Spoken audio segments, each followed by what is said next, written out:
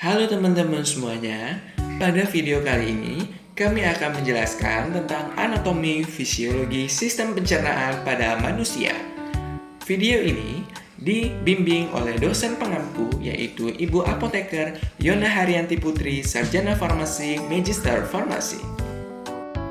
Sebelum kita masuk ke penjelasan, ada kata pepatah bilang, tak kenal maka tak sayang maka tak dekat maka tak cinta.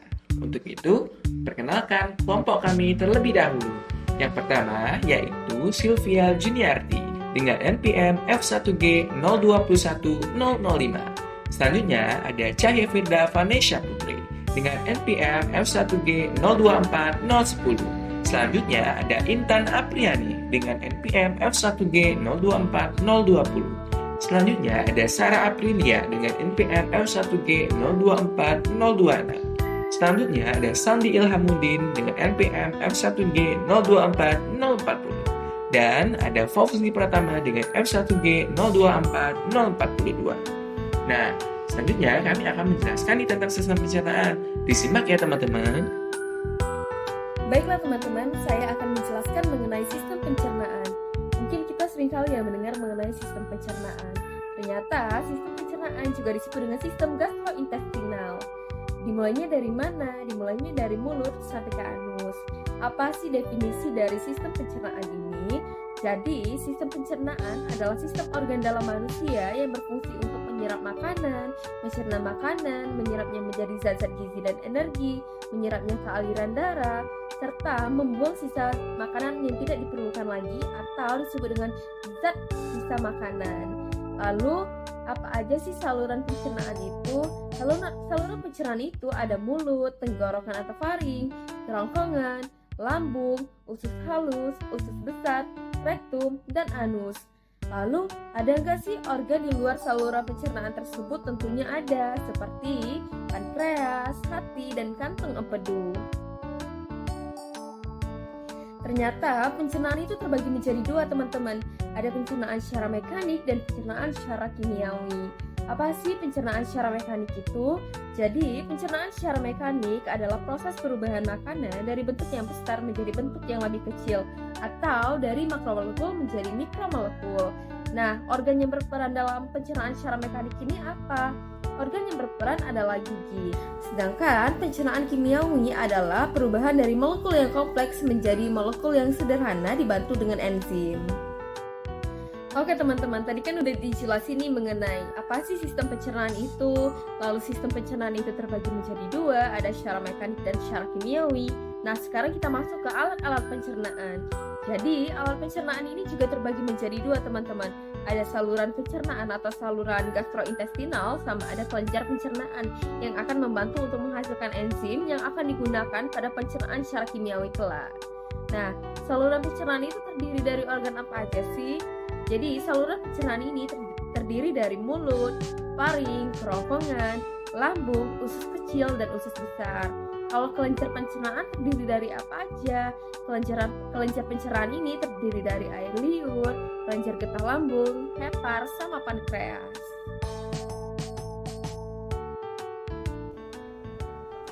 Rongga mulut adalah rongga terbuka yang berfungsi sebagai pintu masuk makanan dan air dalam sistem pencernaan.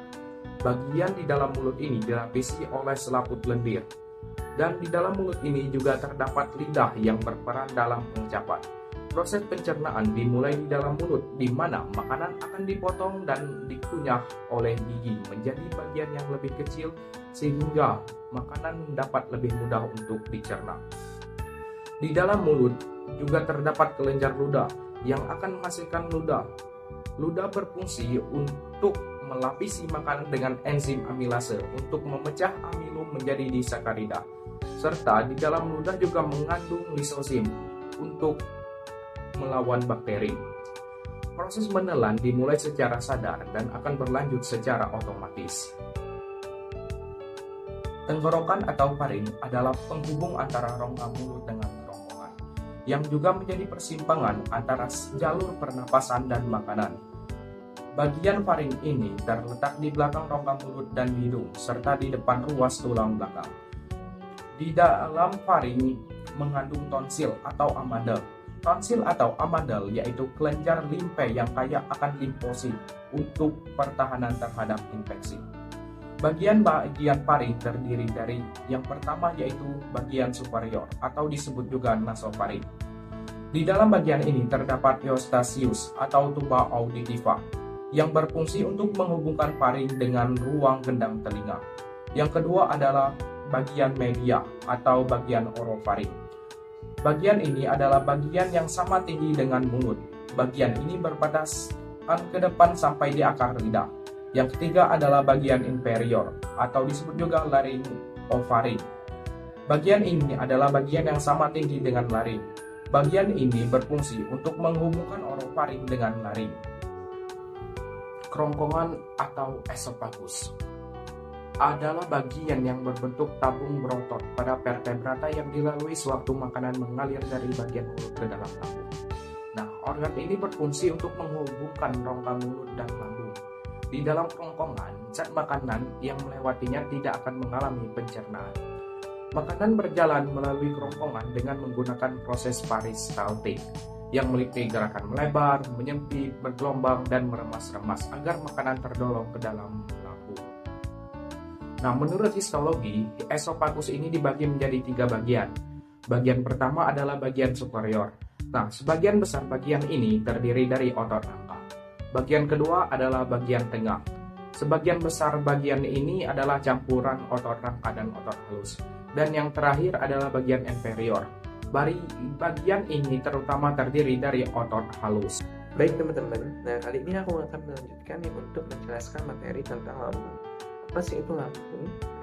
Lambung itu adalah organ otot berongga yang besar dan berbentuk seperti kandang keledai. Nah, fungsinya itu apa? Fungsinya sebagai gudang makanan yang berkontraksi secara ritmik untuk mencampur makanan dengan enzim-enzim. Nah, bisa dilihat itu ada gambar dari lambung dan strukturnya. Nah, yang pertama yaitu adalah kardiaks ya. Kardiaks itu adalah bagian lambung yang paling pertama untuk tempat masuknya makanan dari kerongkongan. Jadi makanan yang sudah dari kerongkongan dia akan masuk ke lambung, yaitu dia pertama kali akan ke kardiaks. Nah, kardiaks ini ibaratkan sebagai pintunya sebenarnya. Nah, selanjutnya itu adalah fundus. Fundus itu adalah bagian lambung tengah yang berfungsi sebagai penampung makanan serta proses pencernaan secara kimiawi dengan bantuan enzim. Nah, jadi setelah dia masuk, ini dia akan dicerna atau diproses di fundus ya teman-teman. Nah, setelah dari fundus, makanan itu akan masuk ke pilorus, yaitu bagian lambung terakhir yang berfungsi sebagai jalan keluarnya makanan menuju usus halus. Jadi dia akan keluar nih melalui pintu kedua yaitu pilorus atau pintu keluarnya. Nah, di lambung itu terdapat sel-sel yang melapisinya. Nah, sel-sel ini menghasilkan 3 zat penting ya teman-teman. Apa itu? Ya, yang pertama itu adalah lendir. Ya. Lendir ini itu melindungi sel-sel lambung dari kerusakan oleh asam lambung. Nah, kenapa? Karena asam lambung itu kan sangat asam ya teman-teman. Nah, jadi dia bisa membuat si lambung ini akan berkorosif sehingga dia akan melukai lambung. Nah, karena adalah lendir, maka itu akan terhalangi. Nah, sehingga dia tidak terjadi korosif lambung. Nah, tapi lendir ini bisa terjadi kelainan. Setiap kelainan pada lapisan lendir ini bisa menyebabkan kerusakan yang mengarah pada terbentuknya luka lambung. Ya, teman-teman. Nah, selanjutnya itu adalah asam klorida. Itu tadi asam lambung ya sebutnya. Asam klorida ini menciptakan suasana yang sangat asam yang diperlukan oleh pepsin guna memecah protein. Nah, keasaman lambung yang tinggi juga berperan sebagai penghalang terhadap infeksi dengan cara membunuh berbagai bakteri. Jadi asam lambung ini sangat berguna ya, tadi untuk membunuh bakteri, lalu juga dia sebagai proses untuk memproses makanan tadi ya, untuk dia agar bisa memecah protein dari makanan yang sudah dikonsumsi tadi. Nah, selanjutnya itu adalah prekursor pepsin. Pepsin ini merupakan enzim yang memecah protein. Jadi selain dari asam klorida atau asam lambung, ada juga pepsin ya yang berguna untuk memecah protein. Nah, selanjutnya yaitu apa? Yaitu usus halus ya. Jadi makanan setelah dari lambung dia akan menuju ke usus halus. Apa sih usus halus? Usus halus atau yang biasanya juga kita sebut dengan usus kecil adalah bagian dari saluran pencernaan yang terletak di antara lambung dan usus besar. Ya, jadi dia letaknya aja sudah ada di antara lambung dan usus besar ya. Jadi dia nanti makanan akan masuk ke usus halus dari lambung, nah, dia akan menuju ke setelahnya akan menuju ke usus besar ya. Jadi usus lambung itu kita bisa lihat di gambar, itu ada strukturnya ya. Nah, di situ ada 3 bagian usus halus ya. Yang pertama itu adalah duodenum atau yaitu usus 12 jari. Nah, ini adalah bagian dari usus halus yang berfungsi menerima makanan dari lambung. Nah, juga mencampurnya dengan enzim pankreas dan empedu serta memulai proses pencernaan secara kimiawi. Jadi dia yang memulai proses pencernaan di usus halus. Nah, setelah makanan diproses di usus 12 jari, dia akan menuju ke usus kosong atau yang biasanya bahasa ininya adalah jejunum, yaitu bagian dari usus halus yang berfungsi untuk melanjutkan pencernaan makanan dan menyerap sebagian besar nutrisi seperti karbohidrat, protein, dan vitamin. Jadi setelah dia dicerna lagi di usus halus pada bagian usus 12 jari, dia akan menuju ke usus kosong atau jejunum. Dari sini adalah dia akan menyerap karbohidrat, protein, dan vitamin dari makanan itu. Nah, setelah diserap di usus kosong atau jejunum, dia akan menuju ke usus penyerapan atau ileum, yaitu bagian dari usus halus yang berfungsi menyerap nutrisi sisa seperti asam lemak, garam empedu, dan vitamin B12 sebelum makanan masuk ke usus besar. Nah, tadi kan di usus kosong dia sudah diserap nih nutrisi karbohidrat, protein, dan vitaminnya. Nah, di usus penyerapan, sisa-sisa dari penyerapan oleh usus kosong tadi, dia akan diserap kembali oleh usus penyerapan. Nah, jadi ada vitamin dan sebagainya. Setelah ke usus halus, makanan akan masuk ke usus besar. Nah, usus besar itu adalah kelanjutan dari usus halus yang memiliki tambahan usus yang berupa umbai cacing atau appendix, atau yang biasanya kita sebut dengan usus buntu biasanya orang-orang sebutnya ya. Nah, kita bisa lihat itu di strukturnya itu ya. Nah, jadi ada usus buntu, ada bagian naik, ada bagian datang, ada bagian menurun ya, dan ada rektum. Pada usus besar itu tidak terjadi pencernaan. Semua sisa makanan akan dibusukkan dengan bantuan bakteri E. coli dan diperoleh vitamin. Jadi tadi kan sudah diserap nih di usus halus. Nah, dia akan ke usus besar. Nah, di usus besar ini sudah tidak terjadi lagi pencernaan. Dia hanya akan sisa-sisa itu. Dia akan sisa-sisa dari makanan itu akan dibusukkan oleh bantuan bakteri yang dinamakan dengan bakteri E. coli. Ya. Itu adalah bakteri baik yang ada di usus. Ya. Nah, di bagian akhir usus besar itu terdapat rektum yang bermuara ke anus untuk membuang sisa makanan. Nanti itu akan dijelaskan oleh rekan saya selanjutnya. Nah, terus fungsi utama dari usus besar ini adalah apa? Menyerap air dari feses sehingga apa? Dia tidak terjadi yang namanya fesesnya yang berair atau biasanya disebut dengan mencret seperti itu. Terus ada usus buntu atau sekum ya. Yang tadi ada cacing appendix itu namanya di usus buntu. Nah, itu adalah suatu kantung yang terhubung pada usus penyerapan serta bagian kolon menanjak dari usus besar. Nah, umbai cacing atau appendix yang ada di usus buntu ini adalah organ tambahan pada usus buntu yang menyambung dengan caecum. Nah, tapi beberapa penelitian itu banyak mengatakan bahwa usus buntu ini belum memiliki fungsi yang signifikan pada usus besar. Ya. Dia hanya sebagai bagian pelengkapnya saja. Saya akan melanjutkan materinya. Organ selanjutnya adalah rektum dan anus. Rektum merupakan sebuah ruangan yang berawal dari ujung usus besar, tepatnya setelah kolon sigmoid dan berakhir di anus. Organ ini berfungsi sebagai tempat penyimpanan sementara feses. Biasanya, rektum akan kosong apabila tinja disimpan di tempat yang lebih tinggi, tepatnya pada kolon descendens. Nantinya, apabila kolon descendens telah penuh, maka tinja akan turun sehingga muncul kemauan untuk buang air besar. Kemudian, anus merupakan lubang di ujung saluran pencernaan, di mana limbah keluar dari tubuh. Sebagian anus terbentuk dari permukaan kulit, dan sebagian lainnya terbentuk dari usus. Kemudian, organ selanjutnya adalah pankreas. Pankreas merupakan organ pencernaan yang terletak di bagian posterior perut dan berhubungan dengan duodenum. Pankreas memiliki dua fungsi utama, yaitu menghasilkan beberapa enzim pencernaan serta beberapa hormon penting bagi insulin. Enzim pencernaan akan dihasilkan di jaringan asini, sedangkan hormon akan dihasilkan di pulau pankreas. Enzim-enzim pencernaan ini nantinya akan dilepaskan ke dalam duodenum. Contohnya adalah enzim proteolitik, sedangkan hormon-hormon akan dilepaskan ke dalam darah di dalam tubuh manusia. Lalu, organ selanjutnya adalah hati. Hati merupakan organ terbesar di dalam tubuh manusia. Hati berperan dalam penyimpanan glikogen, sintesis protein plasma, dan penetraan obat di dalam tubuh. Zat-zat makanan yang telah diserap oleh usus yang kaya kapiler, nantinya kapiler ini akan mengalirkan darah ke dalam vena yang nantinya akan bermuara ke hati sebagai vena porta. Vena porta terbagi menjadi pembuluh-pembuluh kecil di dalam hati. Proses ini dilakukan dengan kecepatan tinggi dan darah akan dialirkan ke sirkulasi umum. Kandung empedu adalah organ yang berbentuk seperti buah pir yang dapat menyimpan sekitar 50 ml empedu yang dibutuhkan tubuh untuk proses pencernaan. Organ ini terhubung dengan hati dan usus 12 jari melalui saluran empedu.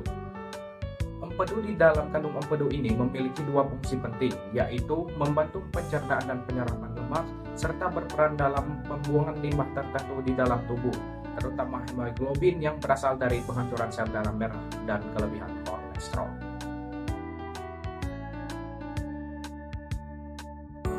Kelenjar ludah atau parotis. Kelenjar ludah terdapat di bawah lidah di rahang bawah sebelah kanan dan kiri, serta di bawah telinga sebelah kanan dan kiri faring. Bisa kalian lihat pada gambar. Kelenjar ludah menghasilkan air ludah atau saliva. Saliva keluar dipengaruhi oleh kondisi fisikis yang membayangkan makanan tertentu, serta refleks karena adanya makanan yang masuk ke dalam mulut. Saliva mengandung enzim pipialin atau amilase ludah. Kelenjar liur atau kelenjar ludah pada mamalia adalah kelenjar eksorin, yaitu kelenjar yang mempunyai saluran sendiri yang memproduksi air liur. Kelenjar ini juga menyekresi amilase, enzim yang memecah karbohidrat menjadi maltosa. Kelenjar ini pada manusia terdapat di bawah lidah. Produksi air ludah dapat terganggu apabila terjadi dehidrasi, panas dalam, atau disebabkan oleh suatu penyakit. Yang kedua itu ada kelenjar submandibula. Kelenjar submandibula adalah sepasang kelenjar yang terletak di rahang bawah di atas otot disgastrik. Bisa kalian lihat pada gambar yang ada di PPT. Produksi sekresinya adalah campuran serous dan mucous dan masuk ke mulut melalui ductus Wharton. Walaupun lebih kecil dari kelenjar parotis, sekitar 70% saliva di kafum oral diproduksi oleh kelenjar ini. Kelenjar submandibularis merupakan kelenjar tubuloasiner bercabang. Bagian sekretorisnya tersusun atas sel-sel mukosa dan seremukosa. Sel-sel seremukosa mengandung granula sekresi protein dengan aktivitas amiliotik lemah. Sel-sel pada kelenjar submandibularis dan sublingualis mengandung dan mensekresi enzim lisosom yang aktivitas utamanya adalah menghancurkan dinding bakteri. Lalu ada kelenjar sublingua. Kelenjar sublingua adalah sepasang kelenjar yang terletak di bawah lidah di dekat kelenjar submandibula. Sekitar 5% air liur yang masuk ke kafum oral keluar dari kelenjar ini. Kelenjar sublingualis merupakan kelenjar tubuloasiner bercabang. Kelenjar liur minor. Terdapat lebih dari 600 kelenjar liur minor yang terletak di kafum oral di dalam lamina propria mukosa oral. Diameternya itu 1-2 mm. Kelenjar ini biasanya merupakan sejumlah asinus yang terhubung dalam lobus kecil. Secara alami, sekresi utamanya adalah mukos, kecuali kelenjar Forbachner, dan mempunyai banyak fungsi seperti membasahi kafum oral dan saliva. Kelenjar lambung. Lambung memiliki kelenjar yang menghasilkan enzim pepsin, enzim renin, dan asam klorida atau HCl. Enzim pepsin berasal dari pepsinogen yang diaktifkan oleh asam lambung. Sekresi atau pengeluaran asam lambung dipengaruhi oleh refleks jika ada makanan yang masuk ke dalam lambung, serta dipengaruhi oleh hormon gastrin yang dikeluarkan oleh dinding lambung. Produksi asam lambung yang berlebih dapat membuat radang pada dinding lambung. Hati merupakan kelenjar terbesar di dalam tubuh. Sebagai kelenjar, hati menghasilkan empedu yang mencapai 0,5 liter setiap harinya. Empedu merupakan cairan kehijauan dan terasa pahit, berasal dari hemoglobin sel darah merah yang telah tua. Kemudian disimpan di dalam kantong empedu atau diekskresikan ke dalam duodenum. Empedu mengandung kolesterol, garam mineral, garam empedu, pigmen bilirubin, dan biliverdin. Sekresi empedu ini bertujuan untuk mencerna lemak, mengaktifkan lipase, membantu daya absorpsi lemak di usus, dan mengubah zat yang tidak larut dalam air menjadi larut di dalam air. Nah, selanjutnya ini aku akan jelasin nih tentang kelenjar pankreas, yaitu salah satu kelenjar yang ada di sistem pencernaan ya. Nah, kelenjar pankreas itu terletak di rongga perut di dekat lambung. Nah, pankreas itu menghasilkan enzim pencernaan yang dialirkan menuju duodenum, yaitu apa aja? Yaitu enzim amilase, enzim sinogen, enzim lipase, dan NAHCO3. Nah, sekresi enzim dari pankreas dipengaruhi oleh hormon sekretin yang dihasilkan oleh duodenum, yaitu usus 12 jari ya, pada saat makanan masuk ke duodenum tersebut. Nah, kita bisa lihat nih ada gambar dari kelenjar pankreas, ya, struktur dari kelenjar pankreas. Nah, kelenjar pankreas ini dia mempunyai dua fungsi ya, fungsi eksokrin dan fungsi endokrin. Nah, fungsi eksokrin yaitu menghasilkan enzim pencernaan seperti amilase untuk mencerna karbohidrat, terus ada lipase untuk mencerna lemak, dan protease itu seperti tripsin untuk mencerna protein. Nah, kalau endokrin itu menghasilkan hormon penting seperti apa? Insulin dan glukogen. Ini yang akan mengatur kadar gula darah yang meningkat. Kelainan dan penyakit pada sistem pencernaan manusia. Pertama itu ada parotiditis atau penyakit gondok. Parotitis adalah penyakit yang disebabkan oleh virus yang menyerang kelenjar air ludah di bagian bawah telinga akibat kelenjar air ludah menjadi bengkak atau membesar. Selanjutnya ada serostomia, itu adalah istilah bagi penyakit pada rongga mulut yang ditandai dengan rendahnya produksi air ludah. Kondisi mulut yang kering membuat makanan kurang tercerna dengan baik. Selanjutnya itu ada diare. Diare adalah buang air besar dengan konsistensi cair mencret sebanyak 3 kali atau lebih dalam 1 hari 24 jam. Penyebab diare antara lain ada ansietas atau stres, makanan tertentu, atau organisme yang melukai dinding usus. Diare dalam waktu cukup lama itu menyebabkan hilangnya air dan garam-garam mineral sehingga terjadinya dehidrasi. Selanjutnya itu ada konstipasi atau sembelit. Konstipasi adalah kesulitan atau jarang defekasi yang mungkin karena feses keras atau kering sehingga terjadi kebiasaan defekasi yang tidak teratur. Faktor psikogenik, kurang aktivitas, asupan cairan yang tidak adekuat, abnormalitas usus sembelit terjadi jika bubur makanan masuk ke usus dengan sangat lambat akibat air terlalu banyak diserap usus, maka feses menjadi keras atau kering. Selanjutnya itu ada tukak lambung atau ulkus. Tukak lambung menyebabkan berlubangnya dinding lambung sehingga isi lambung jatuh di rongga perut. Sebagian besar tukak lambung itu disebabkan oleh infeksi bakteri jenis tertentu. Terakhir itu ada gangguan lain. Beberapa gangguan lain pada sistem pencernaan antara lainnya itu ada peritonitis yang merupakan peradangan pada selaput perut, peritoneum. Selanjutnya salah satu cerna akibat makanan yang merangsang lambung seperti alkohol dan cabai. Itu mengakibatkan rasa nyeri yang disebabkan oleh kolik. Gangguan lain pada lambung adalah gastritis atau peradangan pada lambung. Dapat pula appendix terinfeksi sehingga terjadi peradangan yang disebut dengan appendiditis. Nah, teman-teman, demikianlah tadi penjelasan tentang anatomi fisiologi sistem pencernaan pada manusia. Semoga dari video ini teman-teman bisa mengerti dan bisa memperjelas dan memperdalam materi tentang anatomi fisiologi manusia. Sekian dari kami, terima kasih.